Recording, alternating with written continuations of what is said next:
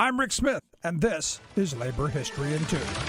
On this day in labor history, the year was 1909. That was the day members of the industrial workers of the world began a free speech fight in Spokane, Washington. Wobblies often intersected seasonal workers through street corner soapboxing. Many towns and cities worked to resist IWW organizing efforts by passing ordinances against such rallies. Wobblies challenged these repressive tactics. They would descend on a town or city in great numbers, forcing mass arrests that overwhelmed local authorities and judicial systems. At Spokane, the organizing campaign began a year earlier. Wobblies mobilized against local employment agencies that charged workers fees for jobs that didn't exist. The campaign was so popular that the IWW was able to establish a union hall, hold meetings and lectures, and establish a newspaper. The Spokane City Council quickly passed an ordinance against street corner rallies. When Wobblies learned that religious groups were exempt from the restrictive ordinance, they announced November 2nd as Free Speech Day in Spokane. They put out the call, wanted men to fill the jails of Spokane. By the end of the month, as many as 500 had been arrested. The War Department even offered up nearby Fort Wright to handle the glut of prisoners. A young Elizabeth Gurley Flynn arrived in Spokane to soapbox. Efforts to arrest her were briefly frustrated after she chained herself to a nearby lamppost.